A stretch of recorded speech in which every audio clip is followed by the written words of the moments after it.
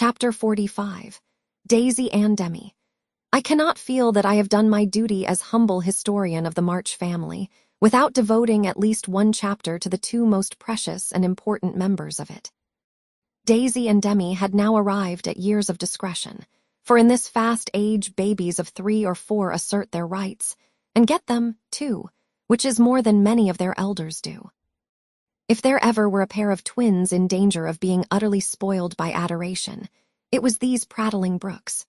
Of course, they were the most remarkable children ever born, as will be shown when I mention that they walked at 8 months, talked fluently at 12 months, and at 2 years they took their places at table and behaved with a propriety which charmed all beholders. At 3, Daisy demanded a needler, and actually made a bag with 4 stitches in it. She likewise set up housekeeping in the sideboard and managed a microscopic cooking stove with a skill that brought tears of pride to Hannah's eyes, while Demi learned his letters with his grandfather, who invented a new mode of teaching the alphabet by forming letters with his arms and legs, thus uniting gymnastics for head and heels. The boy early developed a mechanical genius which delighted his father and distracted his mother, for he tried to imitate every machine he saw and kept the nursery in a chaotic condition with his sewing-machine, a mysterious structure of string, chairs, clothespins, and spools for wheels to go wound and wound. Also a basket hung over the back of a chair, in which he vainly tried to hoist his too confiding sister, who, with feminine devotion, allowed her little head to be bumped till rescued, when the young inventor indignantly remarked, "Why, Marmer, dat's my lily-waiter and me's trying to pull her up." Though utterly unlike in character, the twins got on remarkably well together, and seldom quarreled more than thrice a day. Of course, Demi tyrannized over Daisy, and gallantly defended her from every other aggressor, while Daisy made a galley slave of herself, and adored her brother as the one perfect being in the world. A rosy, chubby, sunshiny little soul was Daisy, who found her way to everybody's heart, and nestled there. One of the captivating children, who seemed made to be kissed and cuddled, adorned and adored like little goddesses, and produced for general approval on all festive occasions. Her small virtues were so sweet that she would have been quite angelic if a few small naughtinesses had not kept her delightfully human. It was all fair weather in her world, and every morning she scrambled up to the window in her little nightgown to look out, and say, no matter whether it rained or shone, "Oh, pity day, oh, pity day." Everyone was a friend, and she offered kisses to a stranger so confidingly that the most inveterate bachelor relented, and baby lovers became faithful worshippers. "Me loves everybody," she once said, opening her arms with her spoon in one hand and her mug in the other, as if eager to embrace and nourish the whole world.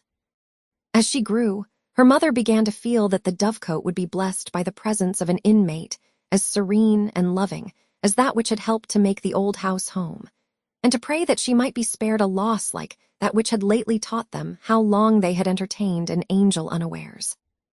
Her grandfather often called her Bait, and her grandmother watched over her with untiring devotion, as if trying to atone for some past mistake, which no eye but her own could see. Demi, like a true Yankee, was of an inquiring turn, wanting to know everything, and often getting much disturbed because he could not get satisfactory answers to his perpetual, "What for?" He also possessed a philosophically bent, to the great delight of his grandfather, who used to hold Socratic conversations with him, in which the precocious pupil occasionally posed his teacher, to the undisguised satisfaction of the womenfolk. "What makes my legs go, Dranpa?" asked the young philosopher, surveying those active portions of his frame with a meditative air, while resting after a go-to-bed frolic one night. "It's your little mind, Demi," replied the sage, stroking the yellow head respectfully. "What is a little mine?" "It is something which makes your body move, as the spring made the wheels go in my watch when I showed it to you." "Open me. I want to see it go wound." "I can't do that any more than you could open the watch. God winds you up, and you go till he stops you." "Does I?" And Demi's brown eyes grew big and bright as he took in the new thought. "Is I wounded up like the watch?" "Yes, but I can't show you how, for it is done when we don't see." Demi felt his back, as if expecting to find it like that of the watch, and then gravely remarked, "I guess Dodd does it when I's asleep." A careful explanation followed, to which he listened so attentively that his anxious grandmother said, "My dear, do you think it wise to talk about such things to that baby? He's getting great bumps over his eyes and learning to ask the most unanswerable questions. If he is old enough to ask the question, he is old enough to receive true answers. I am not putting the thoughts into his head, but helping him unfold those already there. These children are wiser than we are, and I have no doubt the boy understands every word I have said to him. Now, Demi, tell me where you keep your mind."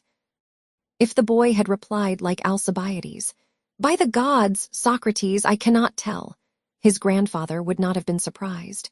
But when, after standing a moment on one leg like a meditative young stork, he answered in a tone of calm conviction, "In my little belly," the old gentleman could only join in Grandma's laugh and dismiss the class in metaphysics. There might have been cause for maternal anxiety if Demi had not given convincing proofs that he was a true boy as well as a budding philosopher, for often, after a discussion which caused Hannah to prophesy, with ominous nods, "That child ain't long for this world," he would turn about and set her fears at rest by some of the pranks with which dear, dirty, naughty little rascals distract and delight their parents' souls. Meg made many moral rules and tried to keep them, but what mother was ever proof against the winning wiles, the ingenious evasions, or the tranquil audacity of the miniature men and women who so early show themselves accomplished artful dodgers? "No more raisins, Demi. They'll make you sick," says Mama to the young person who offers his services in the kitchen with unfailing regularity on plum pudding day. "Me likes to be sick." "I don't want to have you, so run away and help Daisy make patty cakes." He reluctantly departs, but his wrongs weigh upon his spirit, and by, when an opportunity comes to redress them, he outwits Mama by a shrewd bargain. "Now you have been good children, and I'll play anything you like," says Meg, as she leads her assistant cooks upstairs when the pudding is safely bouncing in the pot. "Truly, Marmer?" asks Demi, with a brilliant idea in his well-powdered head. "Yes, truly. Anything you say," replies the short-sighted parent, preparing herself to sing "The Three Little Kittens" half a dozen times over, or to take her family to buy a penny bun, regardless of wind or limb.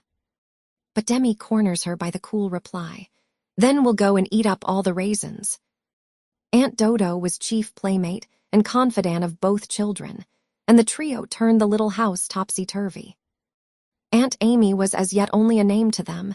Aunt Bates soon faded into a pleasantly vague memory, but Aunt Dodo was a living reality, and they made the most of her, for which compliment she was deeply grateful. But when Mr. Bear came, Jo neglected her playfellows, and dismay and desolation fell upon their little souls.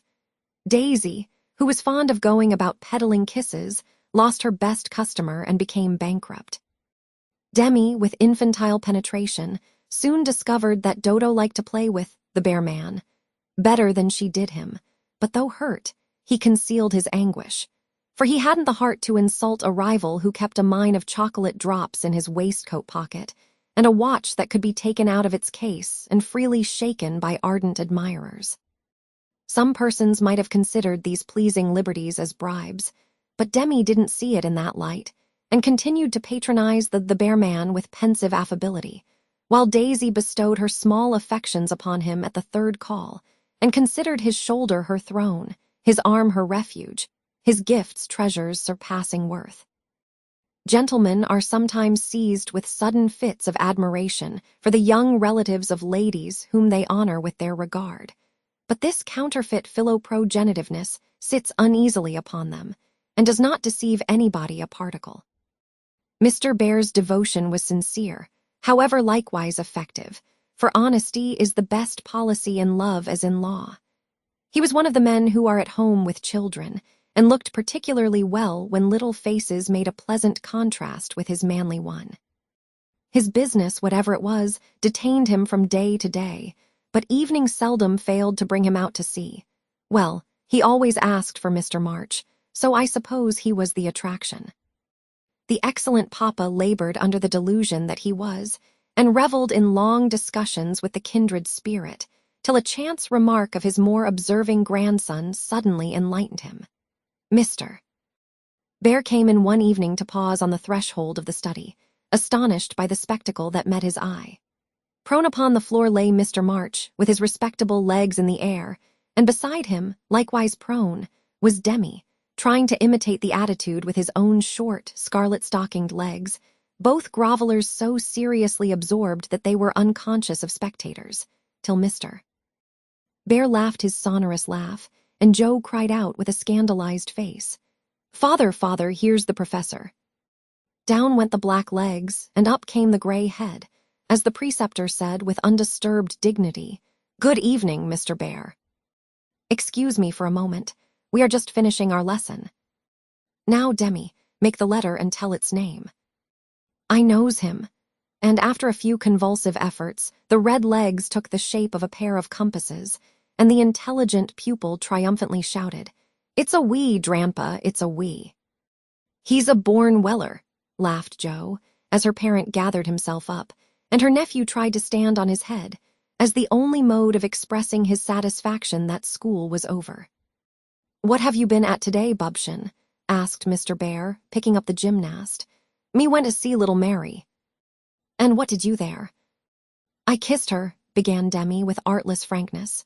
"Prut, thou beginnest early." "What did the little Mary say to that?" asked Mr. Bear, continuing to confess the young sinner who stood upon the knee, exploring the waistcoat pocket. "Oh, she liked it, and she kissed me, and I liked it." "Don't little boys like little girls?" asked Demi, with his mouth full and an air of bland satisfaction. "You precocious chick, who put that into your head?" said Joe, enjoying the innocent revelation as much as the professor. "'Tisn't in mine head, it's in mine moof," answered literal Demi, putting out his tongue with a chocolate drop on it, thinking she alluded to confectionery, not ideas. "Thou shouldst save some for the little friend." "Sweets to the sweet, manling," and Mr. Bear offered Joe some, with a look that made her wonder if chocolate was not the nectar drunk by the gods. Demi also saw the smile, was impressed by it, and artlessly inquired, "Do great boys like great girls, too, Fessor?" Like young Washington, Mr. Bear couldn't tell a lie, so he gave the somewhat vague reply that he believed they did sometimes, in a tone that made Mr. March put down his clothes-brush, glance at Joe's retiring face, and then sink into his chair, looking as if the precocious chick had put an idea into his head that was both sweet and sour.